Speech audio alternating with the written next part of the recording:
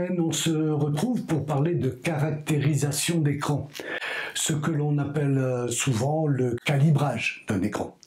Nous avons vu la semaine dernière l'importance de l'utilisation de la charte de couleur X-Rite, Color Checker Passport, mais encore faut-il que tout le soin que vous avez mis à étalonner correctement la prise de vue puisse être correctement reproduit sur votre écran. Dans cet épisode, on ne va pas aborder les aspects de la colorimétrie. Nous verrons cela un peu plus tard. Pour l'instant, l'idée est de vous montrer que l'on peut étalonner correctement son écran pour que le rendu des couleurs soit le plus précis possible. Pour cela, je vais utiliser un autre produit de la marque X-Rite. Il s'agit de la i1 Display Pro, qui est une sonde de calibration d'écran professionnelle. Je vous montre comment l'utiliser pour calibrer votre écran.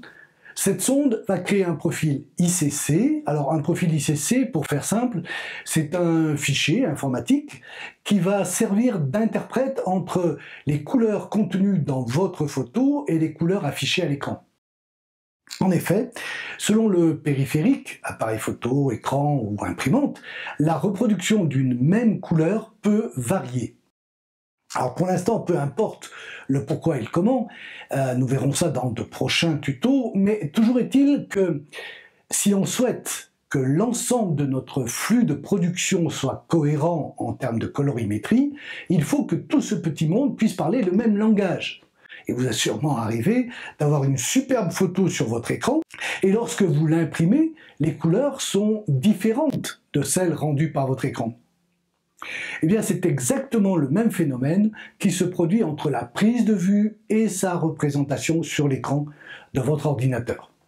La sonde i1 Display Pro va envoyer sur votre écran des mires de couleurs étalonnées.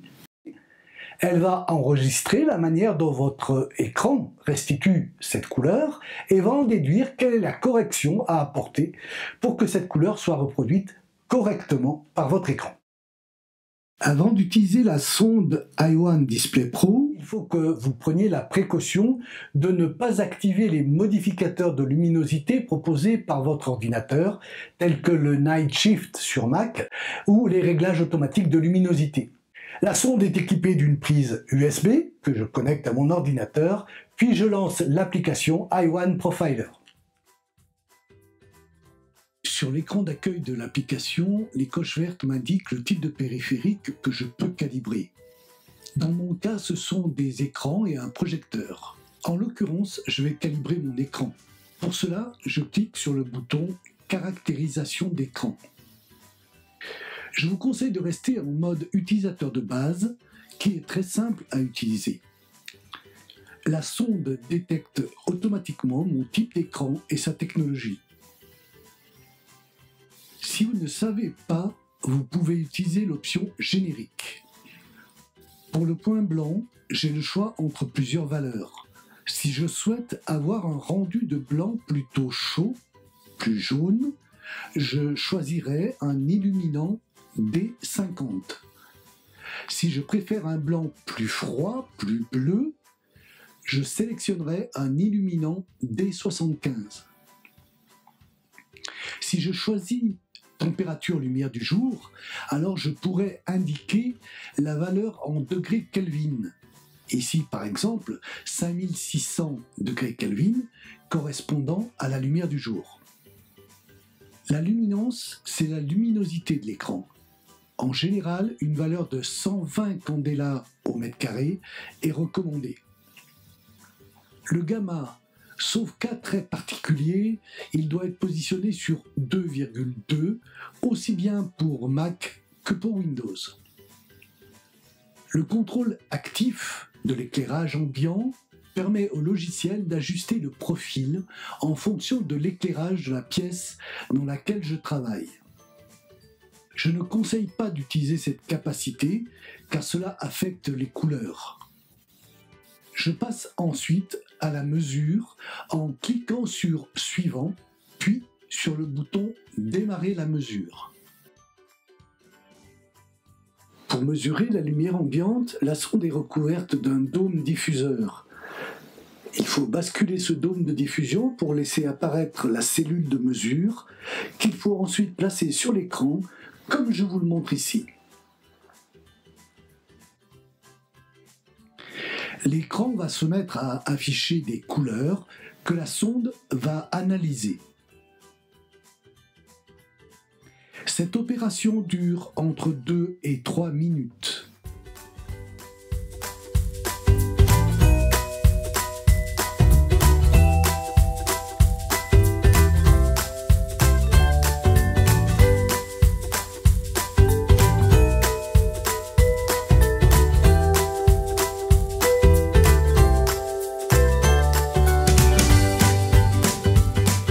Le calibrage est fini, j'enlève la sonde et je remets le dôme de diffusion en place. Une fois cette opération terminée, je continue en cliquant sur suivant pour passer à l'écran de création et d'enregistrement du profil.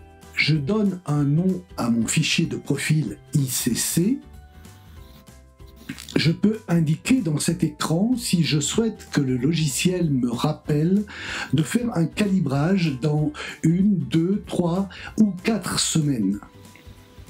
Je peux demander à la sonde de contrôler l'éclairage ambiant du bureau et d'apporter automatiquement les corrections. Cela impose que la sonde soit branchée en permanence sur l'ordinateur. Personnellement, je n'utilise pas cette option. Je peux ensuite, en cliquant sur comparer le profil, voir immédiatement l'impact des modifications grâce au panneau avant-après.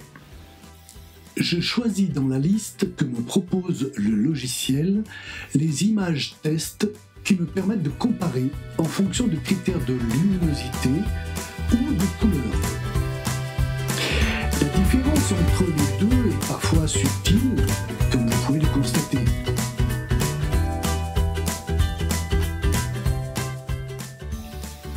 Je peux même évaluer mes réglages sur une photo témoin en noir et blanc.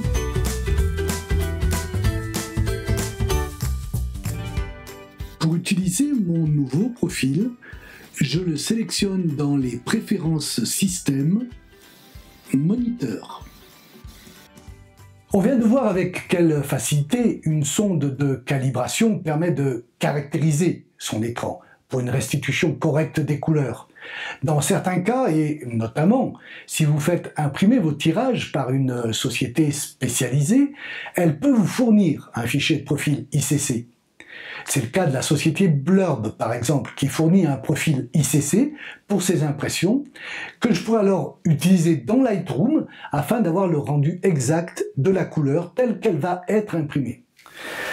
Voilà, c'est tout pour aujourd'hui. J'aurai plaisir à vous retrouver dans de nouveaux épisodes. Si vous avez aimé ce tuto, mettez un pouce vers le haut et abonnez-vous à la chaîne YouTube pour ne rater aucun des prochains tutos. Merci de me suivre. À bientôt pour un prochain sujet en vidéo. Et en attendant, faites des photos.